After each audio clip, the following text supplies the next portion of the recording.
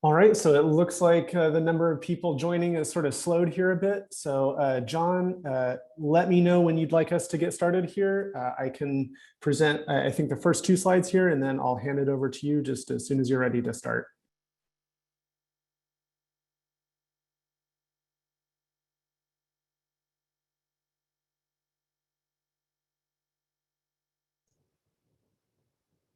Sounds good, Drew. Let's get started. All right, great. Well, everyone, thank you again for joining us this afternoon. We're really looking forward to talking with you all about different design concepts and opportunities for the Highland Heights area. John Zena, Planning Director, is going to share some information about the larger project. But before we get to that, just a little bit of Zoom protocol here. So for those of you who have not participated in a Zoom meeting or maybe in a webinar rather than a meeting, what we'd ask you to do over the course of the presentation, if you have a question or if you'd like to speak, go to the reactions button on your Zoom toolbar and click the raised hand icon. Now, if you're using an older version of Zoom or you can't find that, another option is just to go to the chat box. Let us know you have a question, or feel free to type out your question or comment in the chat box. We'll be sure to keep an eye on that. We can respond in the chat box, or we'll circle back to that during the Q&A portion. So to keep things moving along, it is set up so that everybody who is not presenting has a muted microphone. So again, if you do want to speak, just let us know through that raised hand feature or that chat button there. With that, John, I will turn it back to you and make sure that you are unmuted here. I think I look forward to introducing myself and my team a little later, but for now, I'll hand things over to John. All right, thanks, Drew. Welcome, everybody. Thank you for joining this afternoon for our public discussion on the small area plan for the Highland Heights area. Just a little bit about what we're going to cover today. I'm going to give sort of a project overview, talk about the area that we're primarily focused on for the small area plan and the context of why we're talking about this, as well as just go over some of the goals and timeline. We'll get into team introductions just so you know who else is working on this. And then I'll turn it back over to Drew, who will talk a little bit about some of the existing conditions, potential design options that we've started the work with, and then we've got some breakout discussions that we'll do, and then a Zoom poll, and then we'll wrap up with next steps and questions and answers if we have time at the end. Next slide. Okay, so a little bit of background of what we're doing here. As many of you know, the city completed the Memphis 3.0 comprehensive plan in 2019, and that plan obviously was looked at the citywide scale in terms of future land use and how it connected to transportation, housing, and other elements across the city. Within that plan, we also had 14 planning districts where we took sort of a step lower than the city scale to think about the particular needs of those 14 districts. A small area plan takes us to a level even lower than that. Sometimes a small area plan can focus on a neighborhood as a geography.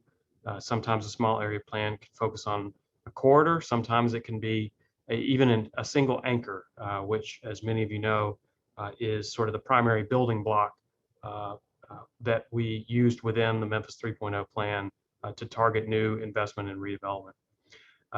Within the small area plan process, we want to engage community stakeholders like you to help us to create a vision, goals, and priorities to seek change in the particular geography, and work with you to help create actions for making sure that investment is aligned with that vision and those goals, along with recommendations of land use, design, transportation, and so on.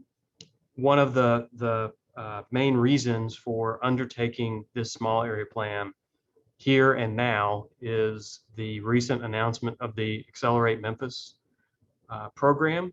The city has announced $200 million in bonds that will be issued to support investments in communities throughout the city in a number of ways. One such way is in what we're calling large-scale public investments to activate the Memphis 3.0 plan. And to do so, we've targeted 9 anchor areas to be recipients of that large-scale investment. In this area, particularly the Summer and National anchor and the area around it is one of those areas. We're working on small area plans now for actually 6 of the 9 areas. So in addition to Summer and National, we're also working in a couple of anchors in neighborhoods of Klondike, Hollywood, Hyde Park, Orange Mound, South City, and Soulsville. Next slide. So within this area, we're really just focused on the Summer and National anchor.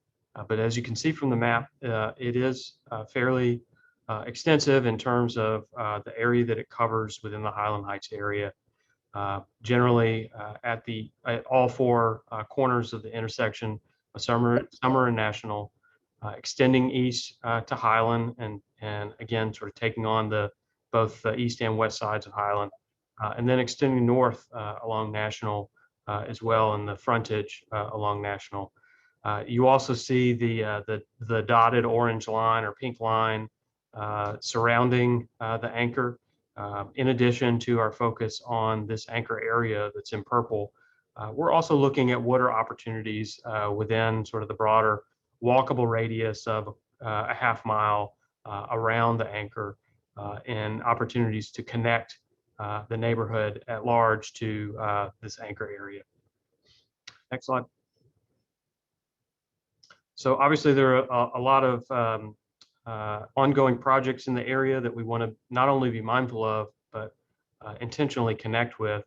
I think the Heights Line project is certainly the most maybe known or visible in the area. The opportunity to reimagine National Street and the median and right-of-way that's there along National to connect the neighborhood to the Summer and National anchor.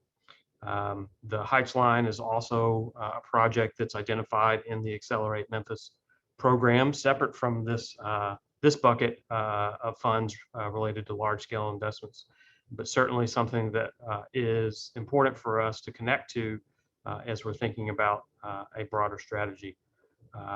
The Highland Heights United Methodist Church adaptive reuse opportunity certainly was a catalyst to some changes that have already been made in the area, primarily in the form of a rezoning that was done along Summer Avenue to CMU1 and mixed use zones in this area as well as another area along Summer to encourage developments consistent with the neighborhood and plans vision that's in the 3.0 comprehensive plan.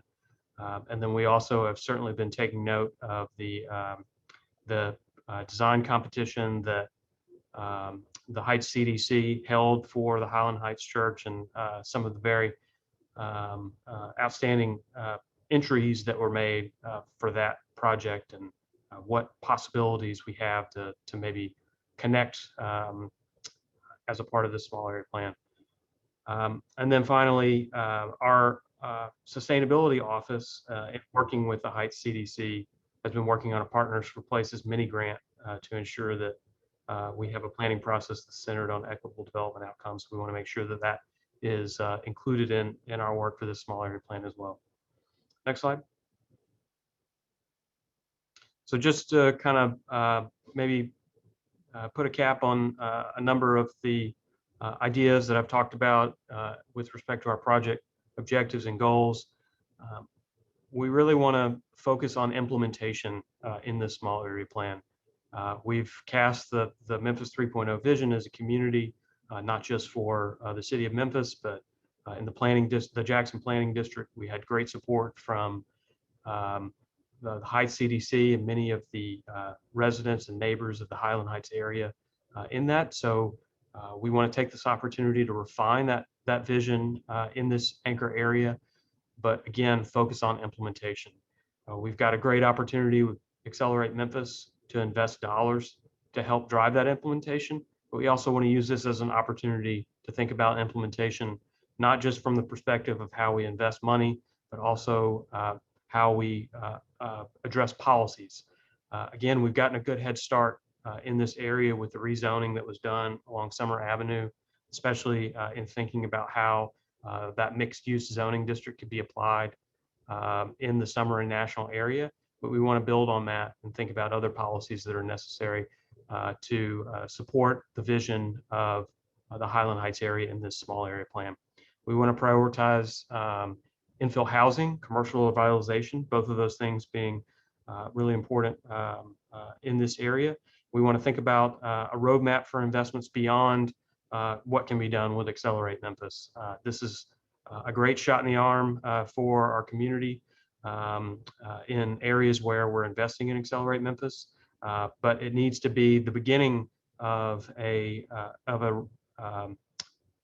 trajectory of reinvesting in communities, not the endpoint. So we want to, as a result of this, create a roadmap for how we're investing going forward, and then create opportunities for incremental development so that there are more opportunities for development that where we can get participation from the community, we can get participation from residents, we can get participation from budding entrepreneurs who want to take part in the redevelopment of our city. So that's ultimately what we're trying to accomplish here. Go to the next slide. We had focus groups that we did with a number of stakeholders in the areas where we're working last month, and there were some folks who we talked to from the Heights CDC and from the Summer Avenue merchants in March as we were kind of getting started. But here we are in April with our first public workshops, and we want to preview some initial design ideas that we have. Coming out of this meeting, we'll refine our designs and our ideas, and then by summer, have a final plan and presentation to give. In the meantime, the refinement of those designs and ideas coming out of this meeting will help shape some of the projects that ultimately move forward and Accelerate Memphis. So we want to work in parallel as we're finalizing this plan, also preparing projects to get work started on investing in this area through Accelerate Memphis. Next slide. So this is my last slide, and I'll turn it over to Drew Finke with Opticos after this, but I just want to acknowledge that in addition to myself from the Division of Planning and Development, we've also got a number of staff members from our Comprehensive Planning Department. Faria Ermi, Melanie Batke, Angelica Carey, and Braden Carson are all here from our Comprehensive Planning Department with the Division of Planning and Development. And we also have, in addition to Opticos Design, and I'll let Drew introduce himself and his team, we have sub-consultants based in Memphis who are helping us on these projects with Bass River Advisors, ComCap Advisors, and Malazri Engineering. So with that, Drew, I'll turn it back over to you. Thanks, John. And as you mentioned, I'm with Opticos Design. We're the lead consultant for the project. We're really excited to be working with the Memphis community. Again, we were last there to help out with the 3.0 comprehensive plan. So really excited to be back. And as John alluded to as well, I'm joined by Stefan Pellegrini, who's a principal at Opticos Design. And then as well, my colleagues, Senia Alijisu, Cal Kurtz, and Roger Foreman. You'll potentially be seeing some more of us in the breakout rooms when we have discussions later on. Before we get to that, though, I have two sections to present, both the existing conditions and then also some initial design concepts. So to start off with the existing conditions, like John said, our main focus today is that intersection of Summer and National. According to the comprehensive plan, this is designated as a community anchor. That's what's showing up in that purple there. These are mixed use places that serve the community and help to stabilize the surrounding neighborhoods. And then the areas around that in orange, sort of everything inside that dotted dashed line, those are thought of as anchor neighborhoods. So these are the neighborhoods that are closest to that community anchor. They're sort of walking distance to it.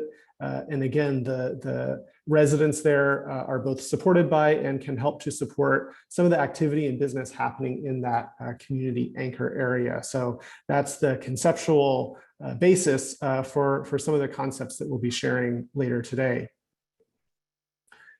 We want to acknowledge the existing mobility and transit options here. So like John had mentioned, the Heights line going up National is a major piece of mobility infrastructure. Once that gets implemented, that'll be a really important potential hike and bike connection going north. And then we also know that we have access to the Hamp line along Broad, which does connect in to the area that we're looking at here. So we want to keep that in mind. In addition to those pieces of infrastructure, we've got a couple MATA bus lines converging at this area. And from the 2040 transit vision, we know that service on those lines, at least along summer, is anticipated to be every 15 minutes. As you can see from this slide here, I think many people in the audience are probably well aware of this, but existing conditions on the ground along Summer is a sort of a major mixed use corridor with lower density neighborhoods sort of around that. We know that Sam Cooper on the south is a pretty major barrier here. So we can also be thinking sort of about how that impacts things, and that going north along National, that Heights line really offers good opportunity for connectivity going forward. In addition to looking at the physical conditions, we are using some market analysis that was prepared for the Memphis 3.0 comprehensive plan to understand what the potential for infill or new housing is in these focus areas. So the numbers on the screen here apply to the entire Jackson Planning District. So this would be inclusive of other focus areas, other community anchors, but for the purposes of this work, they provide a guide for what type of residential units are most likely to be in demand in this area. So again, these numbers, which were prepared for the comprehensive plan, are looking at 5 years worth of market absorption. So over a 5-year period, what is the likely demand to be, and what type of housing units can satisfy that demand. So what we see here is a pretty broad mix of housing with some emphasis on rental units and single family detached. And I think it's important to note that the rental units, it doesn't say a particular type of building. It could be a rental unit in a duplex or a fourplex. Perhaps it's an ADU or something like that. But again, this sort of helps to give us an idea of what the demand is, so that as we create recommendations, like John said, they can be realistic and really help to inform that implementation roadmap. To help support that work, we're looking at a variety of different housing types that can fit in with the existing built form of the neighborhoods, while still accommodating some of the demand for the diversity of housing types that market report shows. To do that, as part of this work, we'll be looking at different lot patterns in these areas. So looking at existing vacant lots or lots that are likely to redevelop, understanding the types of buildings that could fit on those lots, so that we can make a series of recommendations for what type of buildings are appropriate, given available lots for redevelopment, given the demand for different types of housing, and given the community's vision sort of for the physical form of their neighborhoods. So building on all of those ideas, we've taken a pass at drawing out some design concepts for this area. Our intent here was to take, as best as we could, different ideas that have been going around, that have been shared, different planning that has already happened in this area, and try to synthesize it into sort of a collection of all the different ideas for ways to improve the Summer and National anchor in the neighborhoods around that.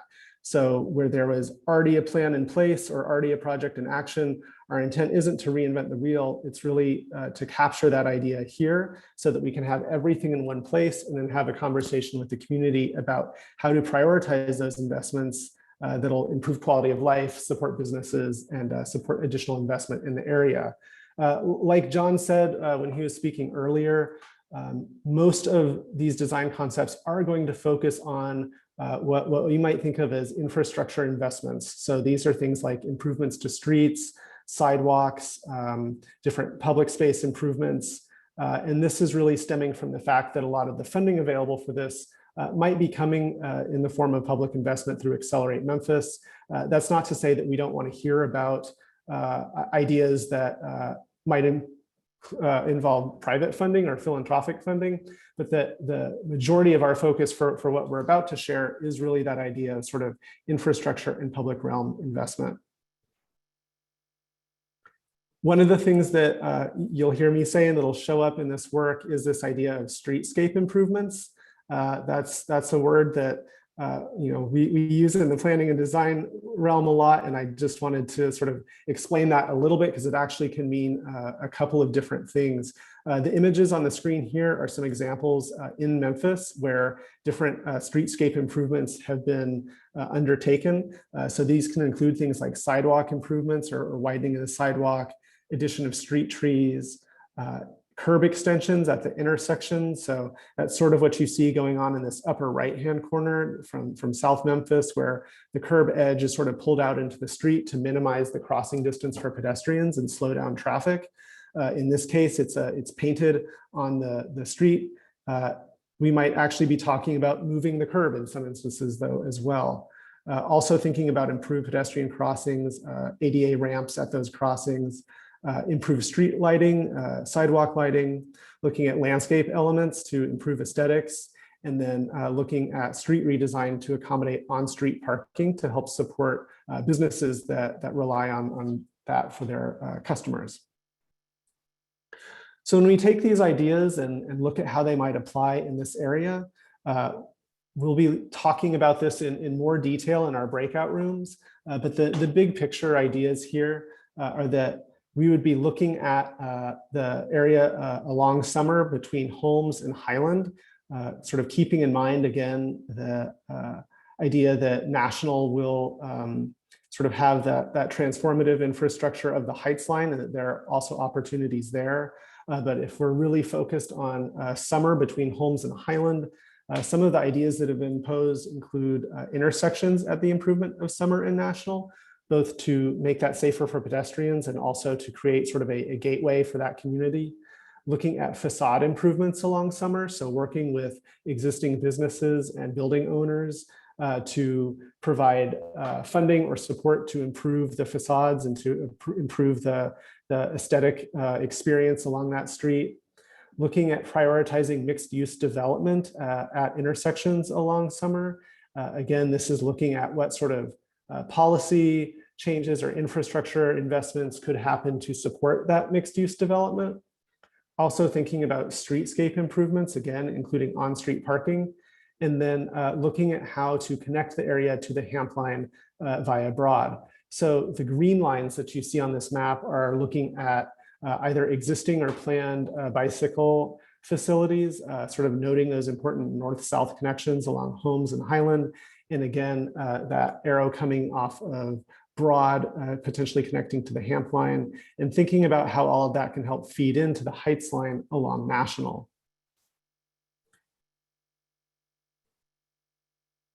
So if we take a look at National here, this is looking south towards Summer. These are the existing conditions. And what we did is to take some of the ideas that I shared in the prior slide and to imagine what those could start looking like, sort of in conjunction with the implementation of the Heights line. So if we take a look at that, if you imagine yourself standing in that median on National looking south towards Summer, the Heights line has been built, you might see something sort of like this. The color coding here is meant to sort of capture some of those bigger picture ideas I talked about.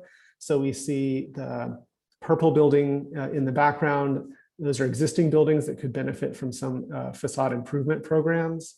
On the right, the sort of orange or salmon color building is an existing opportunity site that could support some type of mixed use infill to help strengthen that intersection.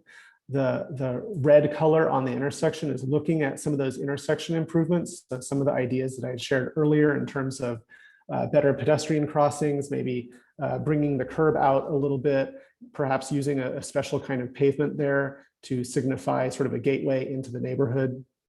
The bus stop over here is in recognition of the fact that under the 2040 transit vision, there is expected to be higher frequency transit along the street. So thinking about what sort of improvements can help support that, and what sort of improvements does that increased transit make feasible? How will that impact the business community potentially by providing more pedestrians and more customers?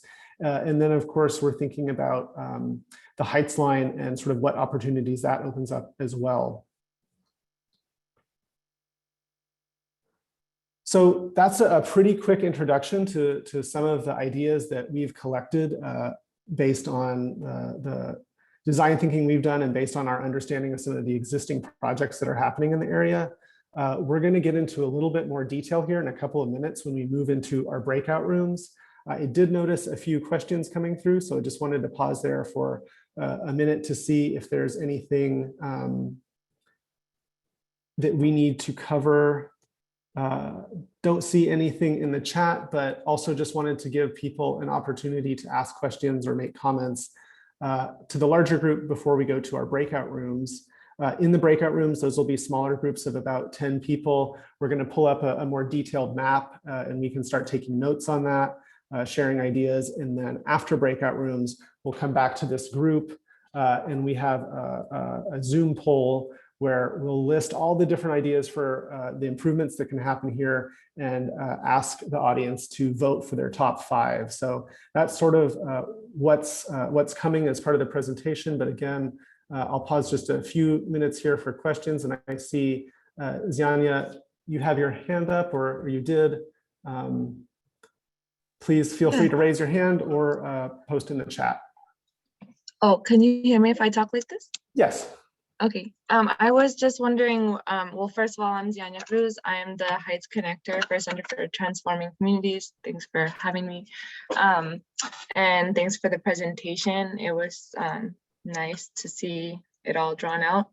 And I just wanted to see, with all of the improvements, they're looking really nice. And I was wondering what the current plan was, if any, to ensure that the current renters in, what did you call it, the anchor neighborhoods, aren't priced out or displaced after all of these fancy things come into our neighborhood.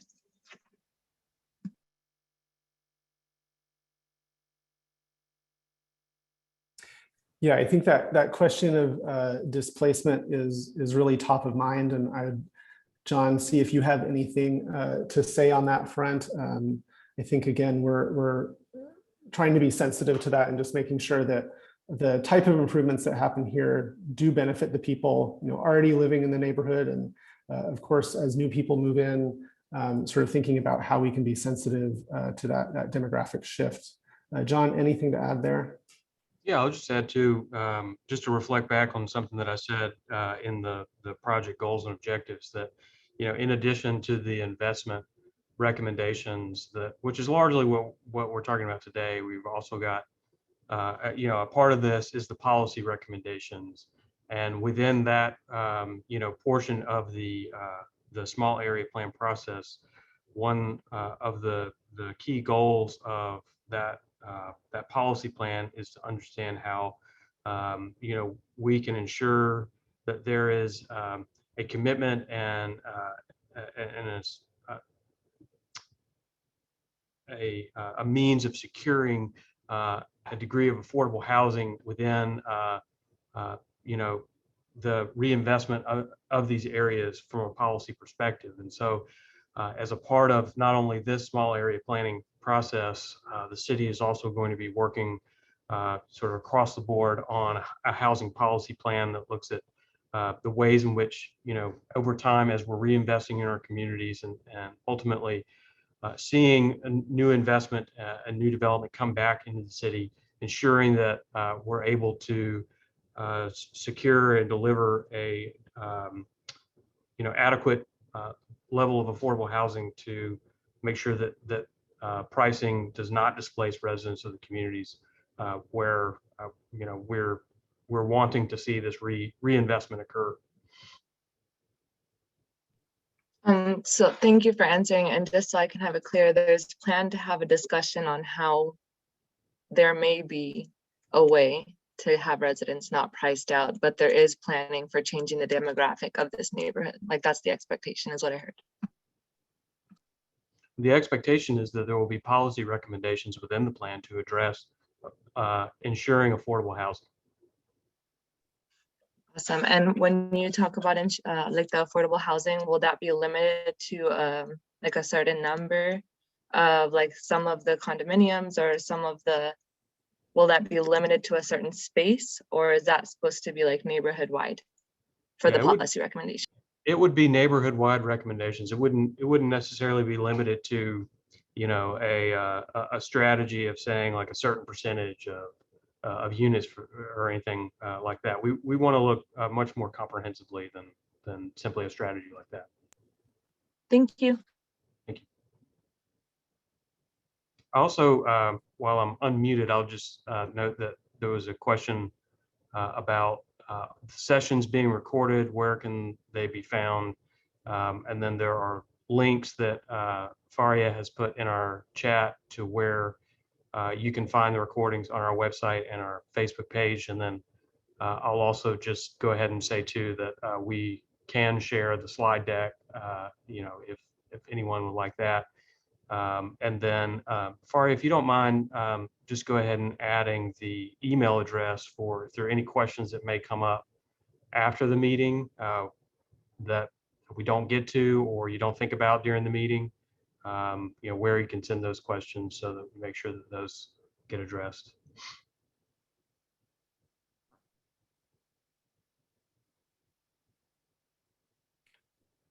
All right, well, not seeing any more raised hands or questions at this point, I'll move on, and we will be coming back to a Q&A at the end as well. So if anything else comes up, there will be a chance for us to discuss that as a group. Like I said, our next item on the agenda here is this discussion of some of the design concepts that were shared.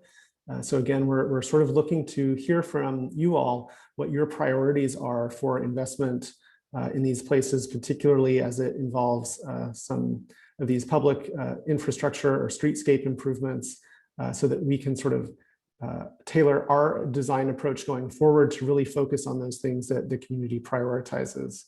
So in order to have these conversations, we have something set up in a website called Concept Board.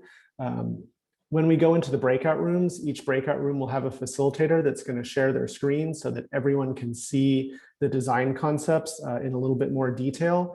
But if you would like to visit the concept board where the design concepts are located, you're also welcome to do that. And you can access that via this link that you're seeing at the bottom of the screen here. We can also send that out in the chat. If you do choose to log on to the concept board, which is completely optional, just be sure to click that G icon on the page. That'll allow you to sign in as a guest.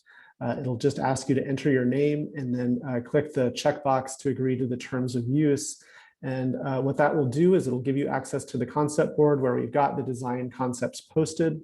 Once there, you can look around at the design concepts, zoom in and out. There's at the top of the page going to be a button that says comment.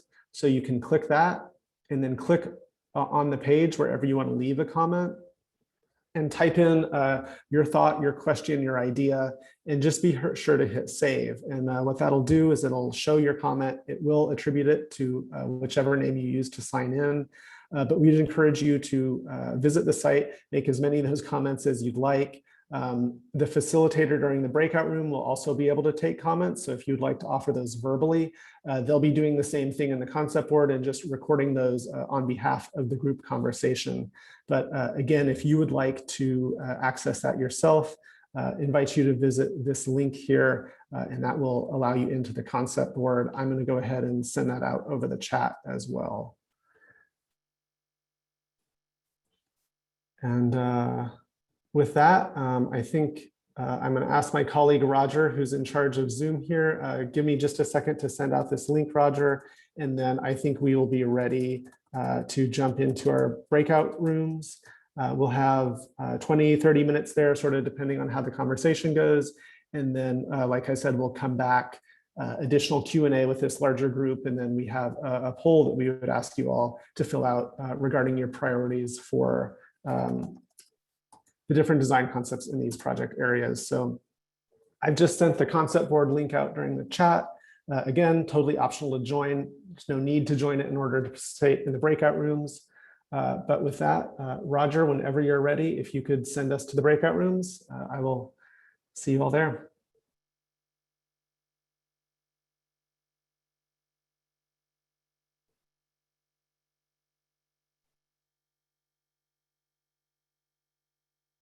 Just so everyone's aware, while Drew's getting this going, we will have the concept board open for 1 week when we do put it on our Memphis 3.0 website.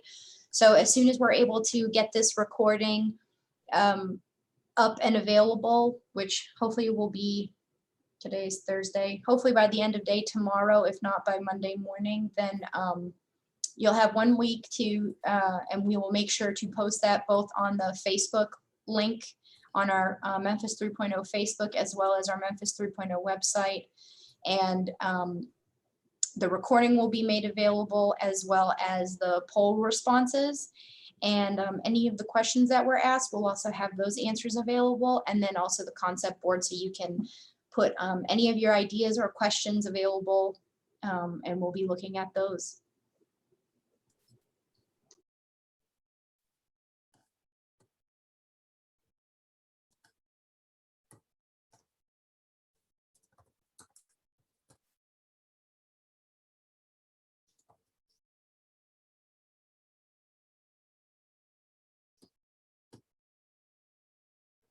All right, let's see here. Again, apologies, everyone. I'm going to resubmit this, and if you can,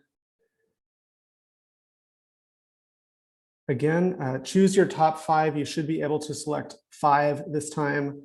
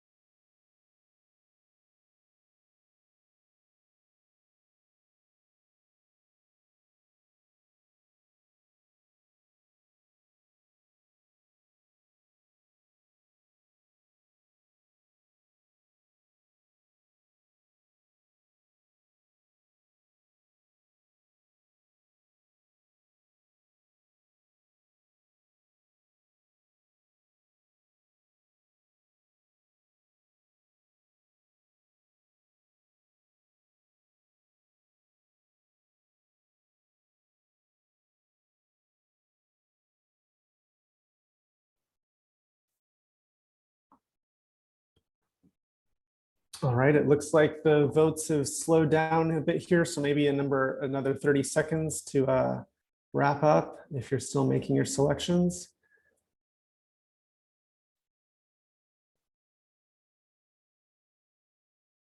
As a reminder, we'll be making the results of this poll along with the recording of this presentation and the presentation slides available to access after this meeting ends.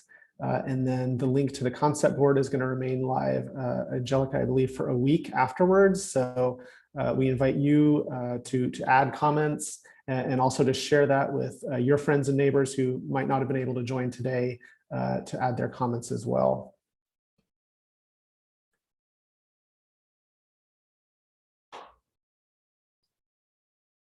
All right, I'm going to go ahead and close the poll unless we've got any objections there. I see one raised hand, so I'll go ahead, Xianyan, and unmute you if you'd like to ask your question. Yeah, I think you answered the first one already when you said we could share the concept board with our friends and family. My more specific question was, can we allow friends and family or neighbors to use the concept board from the same device if they don't have their own device? Like, can we take it to them and they'll just log in on a different like thing so it reflects their own information? Yeah, that's a really great idea. If anybody is able to do that, that really helps this team out in terms of reaching as much of the community as possible. So when they sign in, they're welcome to just use their name in the concept board.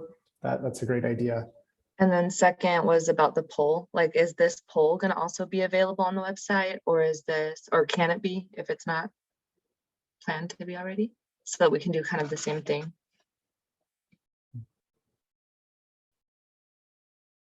Yeah, I think I'll defer to members of the city. I think that's something we can look into. It isn't something that's built into the site now, but that's a good idea. Yeah, I like that idea. Let's find a way to figure out how to do that and get it posted on the website and social. Thank you Thank you. very much. Thank you for that idea. I'm going to go ahead and end the poll now. I'll share these results back out with the team here with the meeting.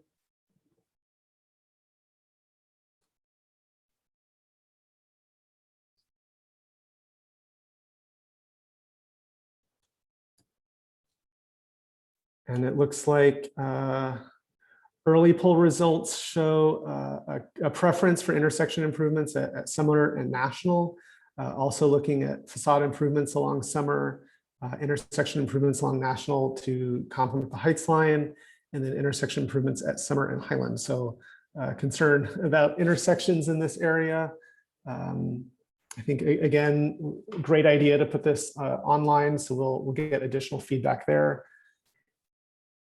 But at this point, we don't have anything else to share with you all. Thank you so much for joining today. If you do have any additional questions, we're here to answer those at this time. And you can also use the contact information on this slide to contact info@memphis3.0.com if you have any other questions or ideas to share with the team.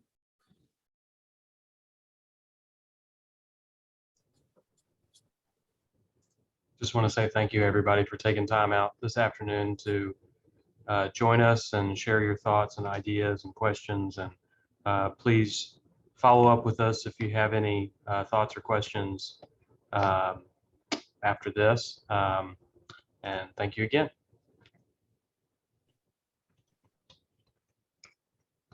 Thank All right, you well, so thanks, much, everyone. John. John, do you mind if I get your email? I have the general email. Oh, just kidding. You're quicker than me. Appreciate you. Have a No good one problem. now.